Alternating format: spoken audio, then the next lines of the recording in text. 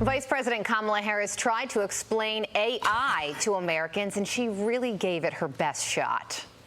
AI is kind of a fancy thing. It's, first of all, it's 2 letters. It means artificial intelligence. And part of the issue here is what information is going into the machine that will then determine, and we can predict then, if we think about what information is going in. So to reduce it down to its most simple point, this is part of the issue that we have here.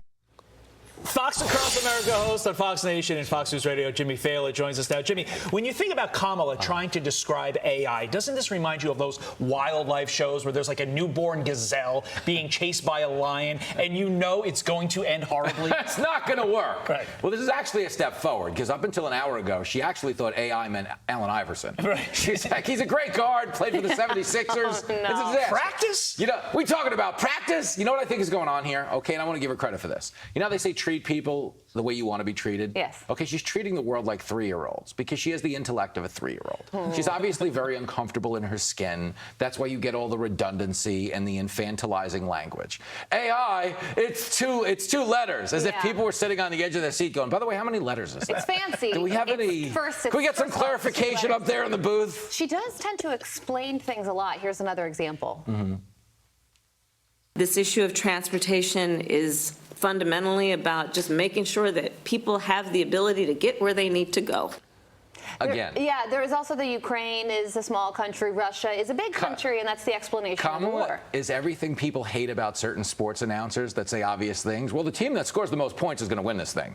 You're like, yeah, that's how the game works. That's how it's worked for the last 300 years. But if you do say it really fast, it's like, oh, yeah. Can I give you a theory, though? Because it's a political theory. Okay? There are so many hit pieces out on Biden right now. Grandkids, cocaine, his temperament, that she's suddenly doing a lot more forward-facing media. And I don't think they're giving it to her because, like, hey, Kamala, it's time for you to step in. I think they're giving it to her as a buffer against all those hit pieces. Like, whoa, whoa, whoa, first in line. Thank you. Right. She thinks it's going good. It's the opposite. Intriguing theory, Jimmy.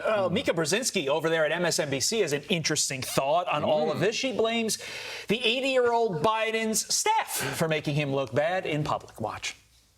And yes, he's 80. You need to be there for him, and you need to make a pathway. And you sure as hell better make sure he doesn't fall on a sandbag.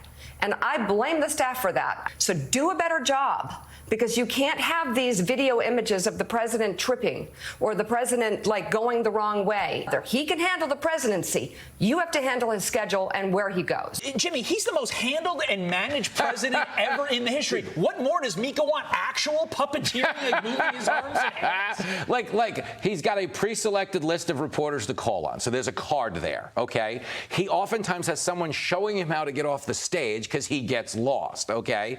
Nothing the staff can do can stop him from saying we need to save the queen.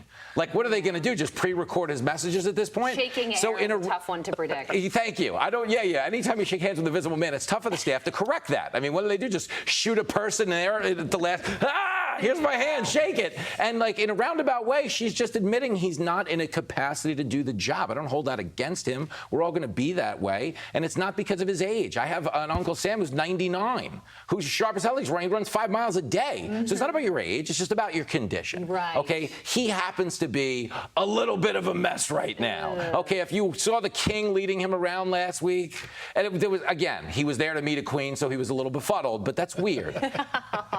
So, Jimmy, also in the world of tech, Mark Zuckerberg has actually been training with UFC champions Israel Adesanya and Alexander Volkanovski ahead of a potential match with Elon Musk. He posted this picture on Instagram. He has a six-pack. I didn't know that. Who, Elon Musk?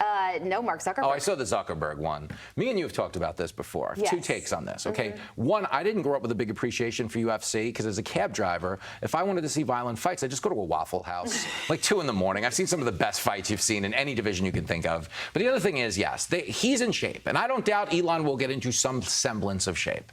But these are tech entrepreneurs. They are nerds. Doesn't matter how much you train them, doesn't matter how much smack they talk. The default is going to be one of them will cry in the ring. Right. There'll be hair pulling, they'll be crying, they'll be hugging at the end. Do you remember when Ralphie beats up the bully in Christmas Story? Yes. Somebody's going to be Ralphie, but he's also going to get grounded afterwards because he's a nerd.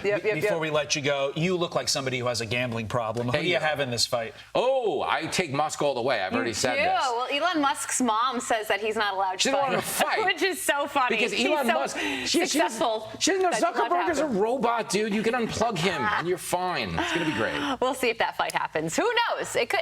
Hey, listen, anything is possible in 2023. Jimmy, you're the best. You guys. Awesome stuff, Jimmy. All right. I'm Steve Ducey. I'm Brian Kilmeade. And I'm Ainsley Earhart. And click here to subscribe to the Fox News YouTube page to catch our hottest interviews and most compelling analysis.